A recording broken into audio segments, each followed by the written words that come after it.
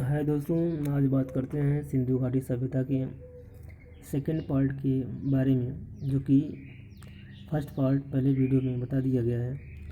आज जानते हैं सिंधु घाटी सभ्यता का सेकंड पार्ट के बारे में। सिंधु घाटी सभ्यता को हम हड़प्पा सभ्यता भी कहते हैं। आइए जानते हैं कि सिंधु घाटी सभ्यता की खोज किसने और कब किया था। सिंधु घाटी सभ्यता की खोज की अगर बात करें तो 1921 में इसकी खोज किया गया था, सिंधु घाटी सभ्यता की खोज। और किसने किया था? ये किया गया था दयाराम साहनी के द्वारा। किसकी अध्यक्षता में किया गया था? जॉन मार्शल की अध्यक्षता में किया गया। इन्होंने ही इसका नामकरण किया था, जॉन मार्शल ने। तो सिंधु घाटी सभ्यता की जो खोज हुआ था वो दयाराम साहनी के द्वारा किया गया 1921 में। किसकी अध्यक्षता में किया गया? तो जॉन मार्शल की अध्यक्षता में किया गया। समकालीन सभ्यताओं की अगर बात करें तो चीन की सभ्यता इसमें आती है और मेसोपोटामिया की सभ्यता आती है समकालीन सभ्यताओं में। इसके बाद हमारा आता है, अगर नॉर्थ की बात करते हैं तो नॉर्थ में कौन सा हमारा ये स्टेट कौन सा है बसा हुआ है? माड़ा जो कि जो कि लद्दाख में है, और यह किस नदी के किनारे बसा हुआ है? चिनाब नदी के किनारे बसा हुआ है।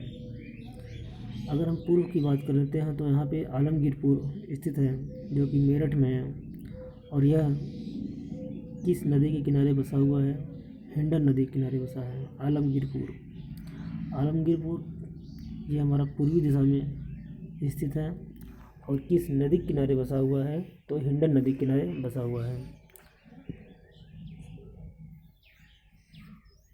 नेक्स्ट बात करते हैं कि पश्चिम में कौन सा आता है? तो सुतकांगेडोर, जो कि पाकिस्तान में स्थित है, और यह सुतकांगेडोर किस नदी के किनारे बसा है? तो दास नदी के किनारे बसा हुआ है। लास्ट इसमें आता है कि साउथ में कौन सा आता है? तो दाइमाबाद, जो कि दाइमाबाद महाराष्ट्र में है, और एक किस नदी के किनारे बसा हुआ है? तो यह प्रवरा नदी के किनारे बसा हुआ है, दाइमाबाद महाराष्ट्र में। और महाराष्ट्र की हमारी जो पॉपुलेशन है, तो सर्वाधिक जनसंख्या घनत्व वाला स्थान हमारा, तो ये महाराष्ट्र ही है। तो ये अक्सर क्वेश्चन ये भी पूछे जाते हैं कि कौन सा किस नदी के किनारे बसा हुआ है। तो ये चीज़ बहुत इम्पोर्टेंट है, ये अक्सर एग्जाम में पूछे जाते हैं। नेक्स्ट बात करते हैं, सिंधु घाटी सभ्यता का जो क्षेत्रफल है, क्षेत्रफल कहिए या तो विस्तार कहिए, तो सिंधु घाटी सभ्यता का जो विस्तार है, तो सिंधु घाटी सभ्यता का जो विस्तार है वो कितना वर्ग किलोमीटर है? तो ये 12,99,000 वर्ग किलोमीटर है सिंधु घाटी का क्षेत्रफल। उनकी व्यवस्थाएं 2 टीलों में विभाजित थी। उनकी जो व्यवस्थाएं थी वो 2 टीलों में विभाजित किया गया था। पहले टीला का नाम था पश्चिमी टीला और दूसरे टीले का नाम था पूर्वी टीला। तो पश्चिमी टीला के अंतर्गत हमारा उच्च वर्ग आता था, जो कि उच्च वर्ग में हमारे राजा और पुरोहित आते थे। और जो हमारा दूसरा टीला था पूर्वी टीला, तो इसमें निम्न वर्ग के लोग आते थे, जैसे मजदूर हो गए, किसान हो गए। तो ये सब हमारे निम्न वर्ग में आते थे। और किस टीले में आते थे? तो ये पूर्वी टीला में आते थे।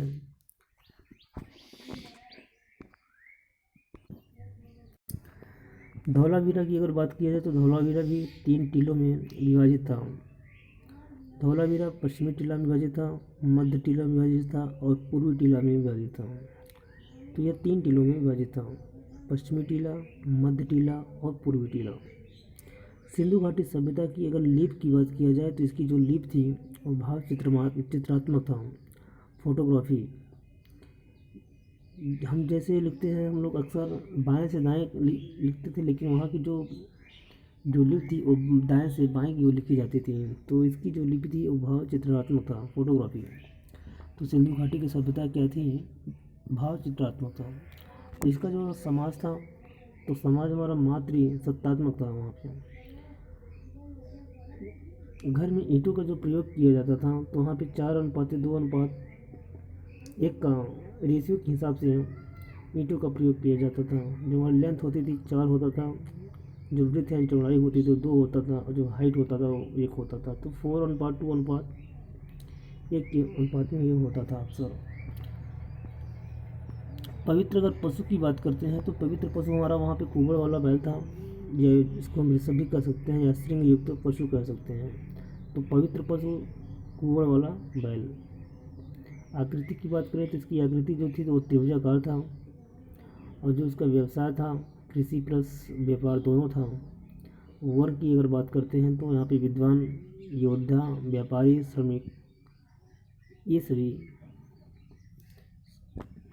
प्रकार के लोग थे। सिंधु घाटी सभ्यता की अगर हम स्थल की बात करते हैं तो सिंधु घाटी सभ्यता के पहले स्थल का नाम है हड़प्पा सभ्यता। हड़प्पा सभ्यता जो कि पाकिस्तान में स्थित है। इसकी हड़प्पा सभ्यता की खोज किसने किया था, कब किया था, और किस नदी के किनारे किया था, तो आइए जानते हैं उनसे। तो हड़प्पा सभ्यता की जो खोज किया गया था वो 1921 में किया गया था और दयाराम साहनी के द्वारा किया गया था। और हड़प्पा जो है हमारा किस नदी के किनारे बसा हुआ है, तो यह रावी नदी के किनारे बसा हुआ है। तो हड़प्पा की खोज 1921 में दयाराम साहनी के द्वारा किया गया। और किस नदी के किनारे बसा हुआ है, तो ये रावी नदी के किनारे बसा हुआ है। नेक्स्ट है मोहनजोदड़ो, जो कि ये भी पाकिस्तान में आता है। तो इसकी खोज 1922 में R.D. बनर्जी के द्वारा किया गया था। किसके द्वारा? R.D. बनर्जी के द्वारा। और ये किस नदी किनारे बसा हुआ है, तो यह सिंधु नदी किनारे बसा हुआ है। नेक्स्ट अगर बात करते हैं तो चन्होदड़ो की अगर बात करते हैं तो ये भी पाक में आता है, यानी पाकिस्तान में आता है, जो कि इसकी खोज 1931 में किया गया। किसने किया था? गोपाल H. मजूमदार ने किया था। चन्होदड़ो यह भी सिंधु नदी के किनारे बसा हुआ है। नेक्स्ट बात करते हैं रोपड़, जो कि पंजाब में आता है। यह 1953 में इसकी खोज किया गया था। इसकी ये मतलब किसके द्वारा किया गया? यज्ञदत्त शर्मा प्लस वत्स के द्वारा ये किया गया था। इन दोनों लोगों के द्वारा रोपड़ की खोज 1953 में होता है।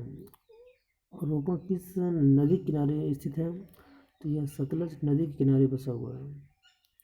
नेक्स्ट बात करते हैं कौलीबंगन, जो कि राजस्थान में स्थित है।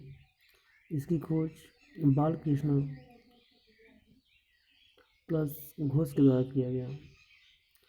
और यह किस नदी के किनारे बसा हुआ है? कौलीबंगन, जो कि यह घग्गर नदी किनारे बसा हुआ है। कौन सी नदी थी? घग्गर नदी। नेक्स्ट आता है आलमगीरपुर, जो कि अपने यूपी में है। इसकी खोज यज्ञदत्त शर्मा के द्वारा किया गया। और एक कब किया गया था? 1958 यानी 1958 ईस्वी में आलमगीरपुर का किया गया था। तो यह किस नदी किनारे बसा हुआ है, तो यह हिंडन नदी किनारे बसा हुआ है। नेक्स्ट आता है बनौली, जो कि हरियाणा में है। इसकी खोज विस्ट के द्वारा किया गया। और यह किस नदी किनारे बसा हुआ है, तो यह सरस्वती नदी किनारे बसा हुआ है। धौलावीरा नेक्स्ट आता है, जो कि गुजरात में है। धौलावीरा गुजरात।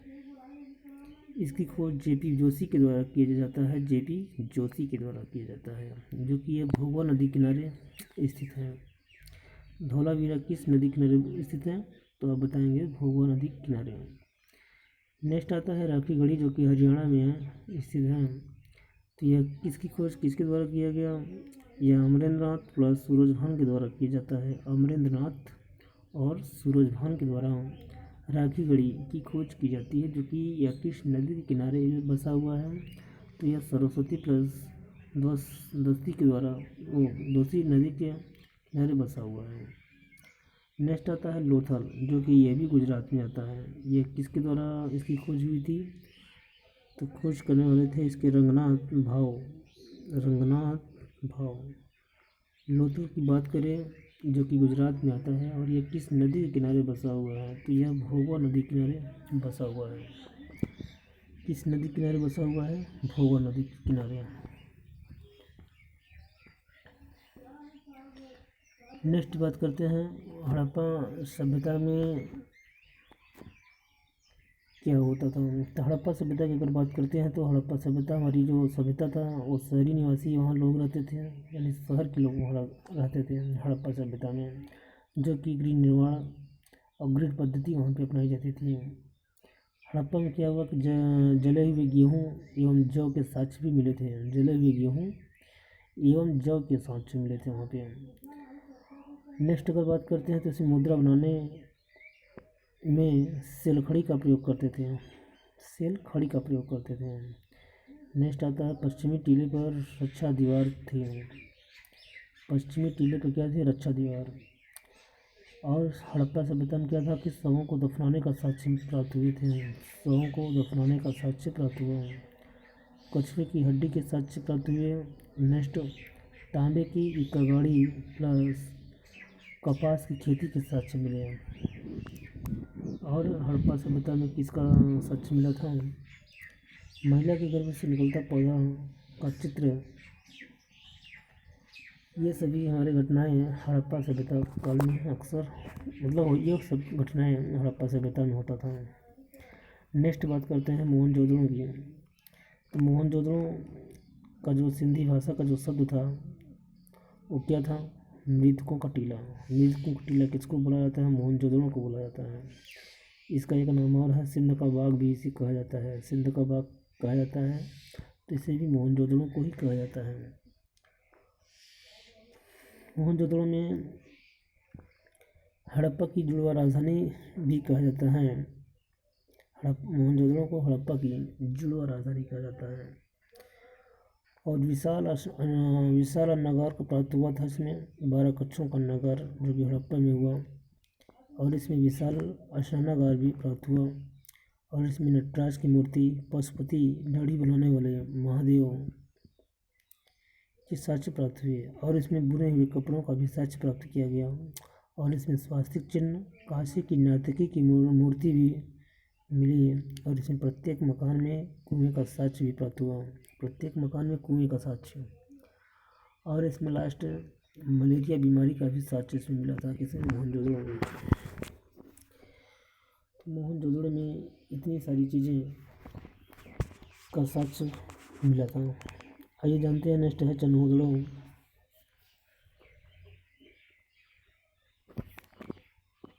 चन्होदड़ो में क्या हुआ कि इसमें रक्षा चारी नहीं था। सिंधु घाटी सभ्यता का औद्योगिक नगर था, मनका बनाने का कारखाना। और इसमें सौंदर्य साधन क्या थे, लिपस्टिक थे, काजल थे, कंघा था।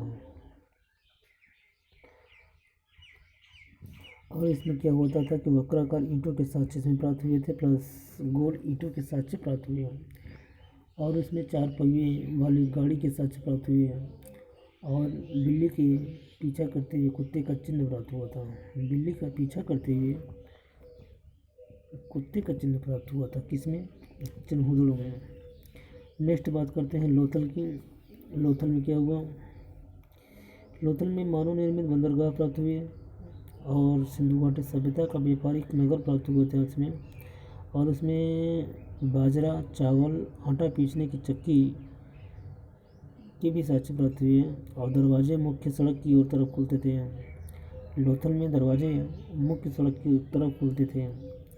और इसमें 3 युगल समाधि मतलब प्राप्त हुई जो कि सती प्रथा का जो साक्ष्य था। और इसमें हाथी दांत का पैमाना, घोड़े की हड्डियों के साक्ष्य प्राप्त हुए थे। और शतरंज के खेल के साक्ष्य प्राप्त हुए थे। और मम्मी का मॉडल के भी साक्ष्य प्राप्त हुए थे, इस काल में, लोथल में। नेक्स्ट बात करते हैं कालीबंगन की। कालीबंगन में क्या हुआ कि दीनहीन बस्ती कहा गया, इसको कालीबंगन को। कालीबंगन को कौन सी बस्ती कहा गया, दीनहीन बस्ती है। और इसमें जुते हुए खेत के साक्ष्य प्राप्त हुए जो कि जुते हुए खेत के साक्ष्य में चना और प्लस सरसों के भी साक्ष्य था। कालीबंगन में जली हुई और पकी चूड़ियों के साक्ष्य प्राप्त हुए थे। और इसमें मिट्टी के हल का साक्ष्य प्राप्त हुआ। और नेक्स्ट ऊँट की हड्डियों के साक्ष्य प्राप्त हुए। और नेक्स्ट 7 हवन कुंड के साक्ष्य प्राप्त हुए।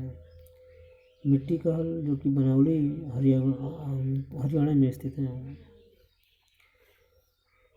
तो कालीबंगन में इतनी सारी चीज़ों का साक्ष्य मिला था। क्या क्या, हीन बस्ती का, इसको हीन बस्ती कहा गया, दीनहीन बस्ती कहा गया कालीबंगन को। जुते हुए खेत के साक्ष्य प्राप्त हुए, जली हुई पक्की चूड़ियों के साक्ष्य प्राप्त हुए, लकड़ी के हल का साक्ष्य प्राप्त हुआ, ऊँट की हड्डियों के साक्ष्य प्राप्त हुए। और 7 हवन कुंड के साक्ष्य प्राप्त हुए। और इसमें लास्ट बात करते हैं, लास्ट आता है धौलावीरा जो कि धौलावीरा में क्या हुआ कि जल निकासी का इसमें प्रबंध था धौलावीरा में, और जल कुंड के इसमें साक्ष्य प्राप्त हुए थे, और सुनामी के भी साक्ष्य प्राप्त हुए हैं, और स्टेडियम के भी साक्ष्य प्राप्त हुए हैं। और नेक्स्ट 3 टीलों में विभाजित था क्या धौलावीरा। इसको हम इस वीडियो की स्टार्टिंग में बता दिए थे कि धौलावीरा को 3 टीलों में विभाजित किया गया था। पहला था पश्चिमी टीला, दूसरा था मध्य टीला, तीसरा था पूर्वी टीला। तो 3 टीलों में विभाजित किया गया था किसको, धौलावीरा को। ईंट के घरों में लाल रंग का प्रयोग करते थे। ईंट घर की ईंटों में ये लोग किस रंग का प्रयोग करते थे, तो लाल रंग का प्रयोग करते थे।